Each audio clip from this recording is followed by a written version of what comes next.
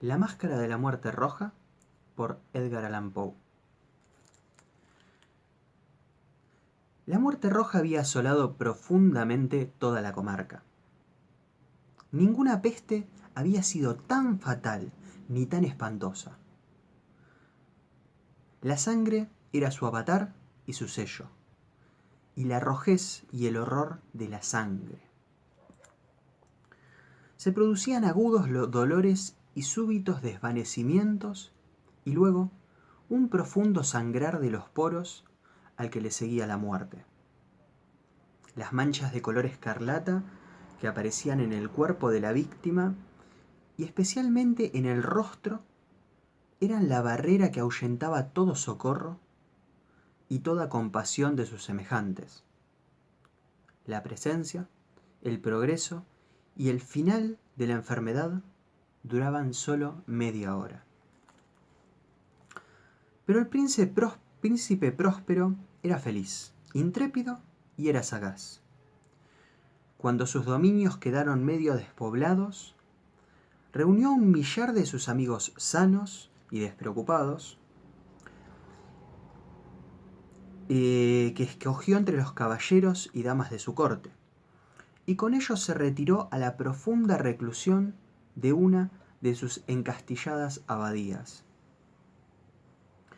Era una extensa y magnífica construcción, invención del gusto excéntrico pero majestuoso del príncipe. Ceñía a la abadía una poderosa y elevada muralla, una muralla con puertas de hierro. Los cortesanos se llevaron consigo hornillos y grandes martillos, y después de haber entrado, soldaron los cerrojos. Habiendo resuelto no dejar medios de salida ni de entrada a los repentinos impulsos de la desesperación o la locura de los que se hallaban dentro, la abadía estaba abundantemente provisionada.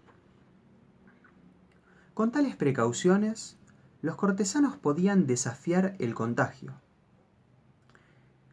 El mundo exterior se las compondría como mejor pudiese. Mientras tanto, era necesidad afligirse o preocuparse. El príncipe había previsto ya todo cuanto significara placer.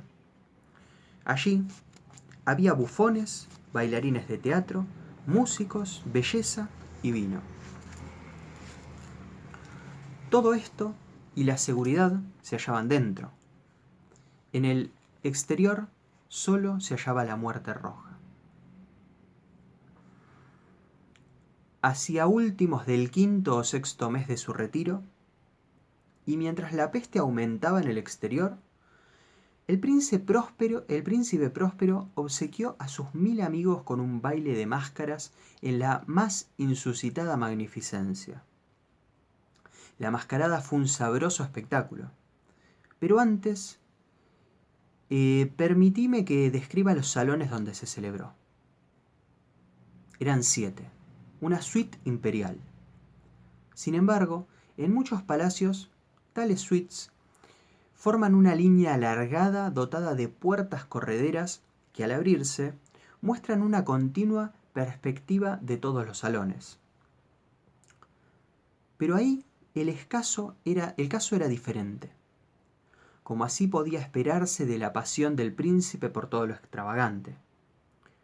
Los salones se hallaban dispuestos de tal forma que la vista apenas podía abarcar uno solo de ellos. Cada 20 o 30 yardas de distancia había un brusco recodo, y en cada recodo un nuevo efecto.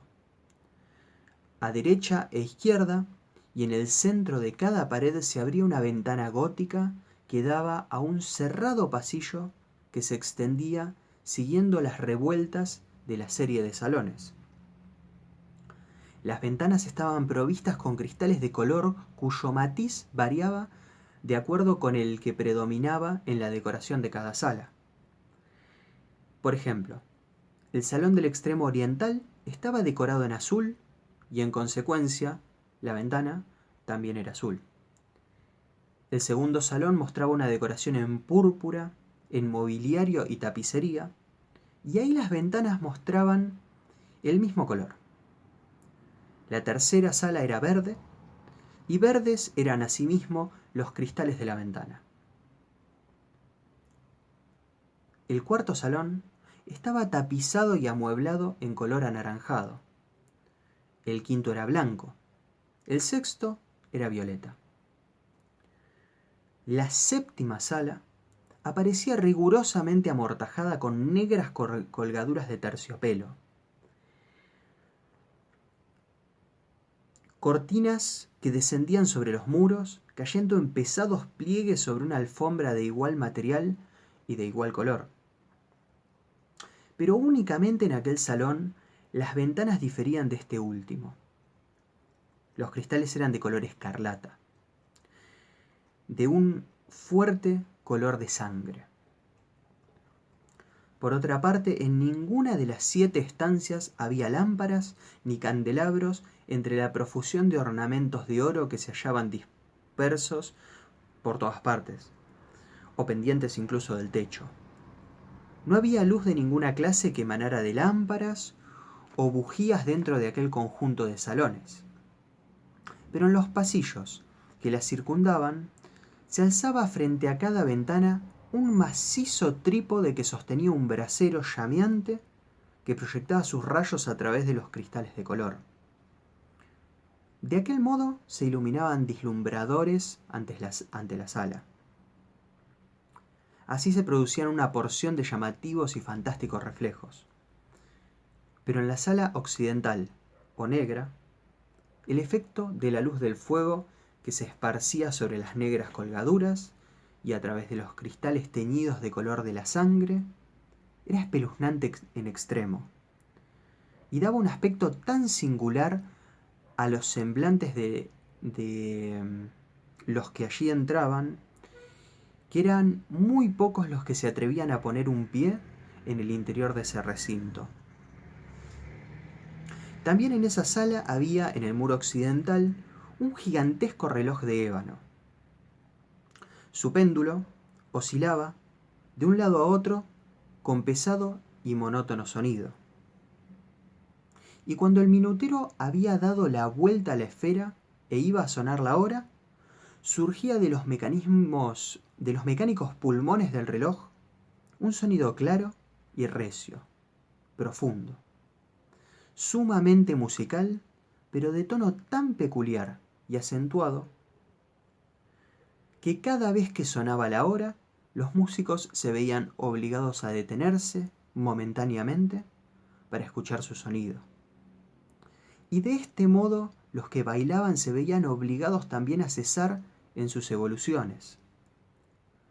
Se producía un breve desconcierto en la alegre reunión, y mientras aún sonaba el reloj, se observaba que aún los más frívolos se tornaban pálidos.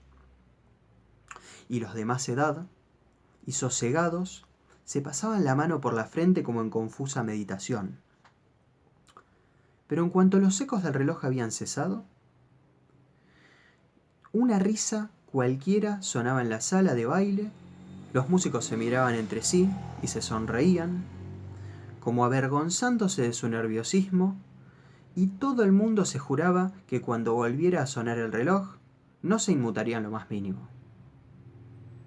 Después, transcurrido el intervalo de los 60 minutos, volvía a hablar el reloj y volvía a producirse el mismo desconcierto y meditación de antes.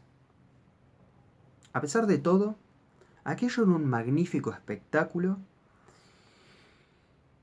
que tenía que ver con los gustos del príncipe, que eran muy singulares.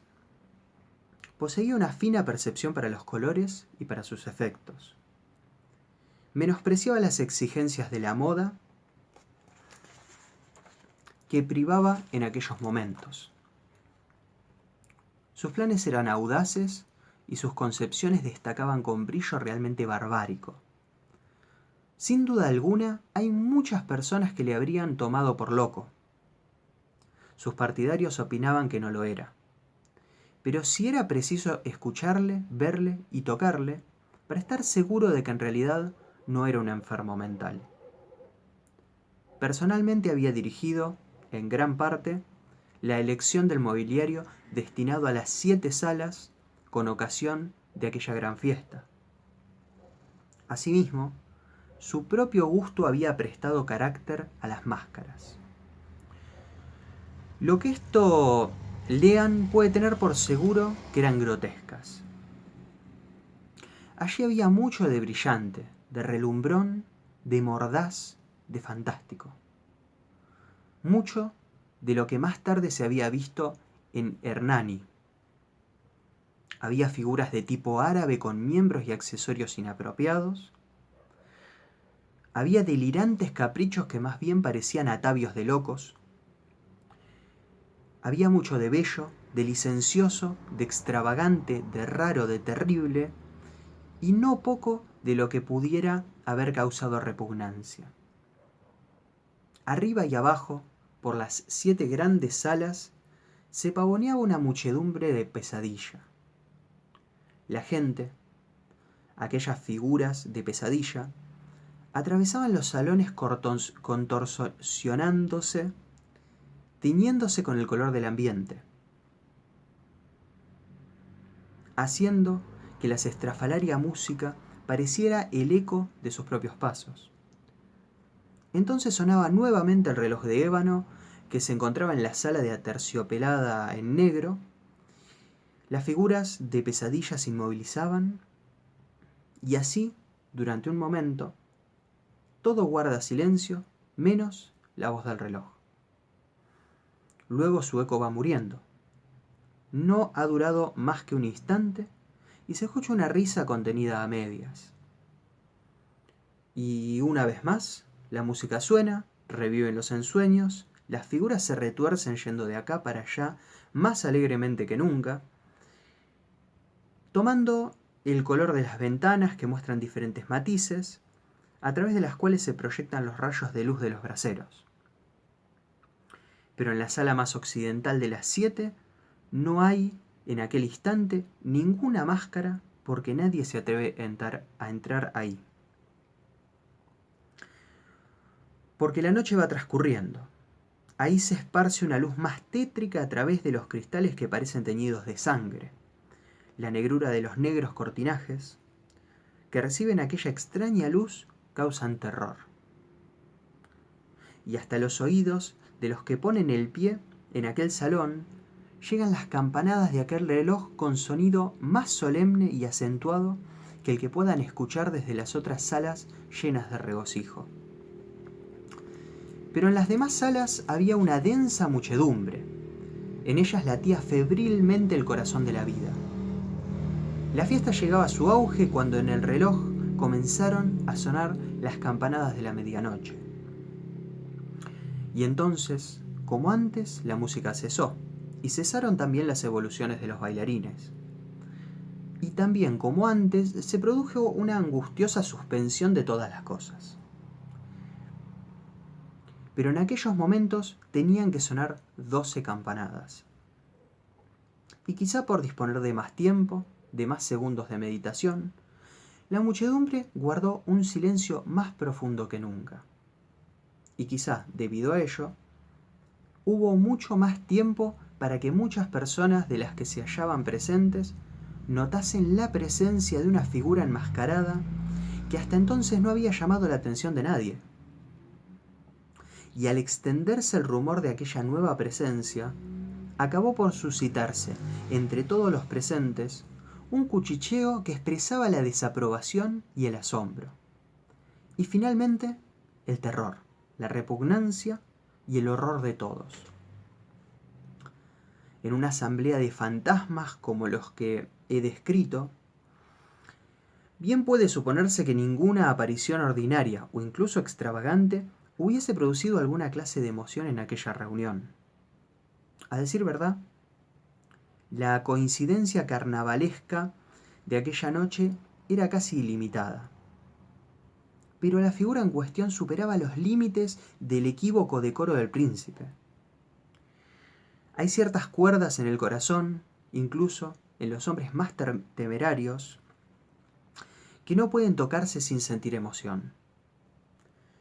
aún entre los más descarriados, para quienes la vida y la muerte son igualmente pura chanza, hay cosas con las que no se puede jugar o incluso bromear. En efecto, todos los presentes parecían sentir profundamente que tanto el vestir como el comportamiento de aquella persona extraña no había ni gracia ni decencia. Su figura era alta y delgada, y se amortajaba de pies a cabeza con los ropajes de la tumba. La máscara que ocultaba su rostro se hallaba dispuesta de tal forma que se asemejaba al semblante de un rígido cadáver. Y hasta tal punto llegaba su parecido que el examen más minucioso habría fracasado en intentar descubrir el engaño. Aún así, su aspecto hubiera podido soportarse, si no aprobarse, por parte de los aturdidos disolutos que le rodeaban. Pero aquella máscara había adoptado el exacto tipo de la muerte roja. Sus vestiduras estaban salpicadas de sangre, y su ancha frente, casi como el resto del rostro, aparecía rociada por aquel horror escarlata. Cuando los ojos del príncipe Próspero se posaron sobre aquella espectral imagen, que con lentos y solemnes movimientos para representar mejor su papel avanzaba entre los bailarines, en un principio se estremeció con fuerte sacudida, ya fuese de terror o de asco. Pero un momento después, el príncipe enrojeció de cólera. ¿Quién se atreve?, preguntó con voz ronca a los cortesanos que se hallaban a su lado. ¿Quién se atreve a insultarnos con esa burda blasfemia? Tómenlo y desenmascárenlo, para que sepamos a quién hemos de colgar de nuestras almenas cuando salga el sol. Era en la sala azul donde se hallaba el príncipe con un grupo de cortesanos a su lado. Al principio, mientras él hablaba, hubo un ligero movimiento de avance del grupo hacia el intruso, que en tal momento estuvo al alcance de sus manos, y luego continuó avanzando pausadamente hacia el príncipe. Pero a causa de cierto indefinido terror que la loca arrogancia de la máscara había infundido en toda la concurrencia, no hubo nadie que le pusiera una mano encima para detenerlo. De tal modo que sin que nadie lo impidiera, pudo pasar a una yarda de distancia del príncipe, y mientras la vasta reunión, como obedeciendo a unánime impulso, retrocedía desde los centros de los salones hacia los muros, la máscara continuó su camino impasiblemente, adoptando el mismo paso mesurado y solemne que le había caracterizado desde su aparición, cruzando desde la sala azul hasta la púrpura, de esta a la verde, a la anaranjada, igualmente a la blanca, y desde ahí hasta la de color violeta, antes de que se hubiese producido un movimiento resuelto para detenerle. Sin embargo, fue entonces cuando el príncipe, enloquecido por la ira y la vergüenza, ante su momentánea cobardía, avanzó rápidamente para cruzar las 6 salas sin que nadie le siguiese, a causa de aquel espantoso terror que se había apoderado de todo el mundo. Blandía su daga desenvainada y se había acercado con gran impetuosidad a unos 3 o 4 pies de aquella figura que se retiraba, cuando esta última, habiendo alcanzado la extremidad de la cámara de terciopelo negro, se volvió súbitamente e hizo frente a su seguidor. Sonó un agudo grito y la daga cayó centelleando sobre la negra alfombra, seguida por el cuerpo del príncipe Próspero, que ya era cadáver. Entonces, con el frenético valor de la desesperación, un tropel de invitados se precipitó a un tiempo en la negra sala, y asiendo a la máscara, cuya figura se mantenía erguida e inmóvil junto al reloj de ébano, lanzaron al unísono un grito de espanto al comprobar que los ropajes funerarios y aquella máscara que se parecía tanto al rostro de un cadáver, y que ellos acababan de asir con tanta rudeza, no alojaban a ninguna forma tangible. Entonces se reconoció en el acto la presencia de la muerte roja. Había llegado como un ladrón en plena noche, y uno por uno fueron cayendo los alegres libertinos por las salas de la orgía, salas regadas de sangre, y cada uno de los presentes murió tal y como había caído. La vida del reloj de ébano también se extinguió con la del último de aquellos libertinos, y expiraron asimismo las llamas de los trípodes y las tinieblas. La ruina y la muerte roja ejercieron sobre todo el lugar ilimitado dominio. La muerte roja de Edgar Allan Poe.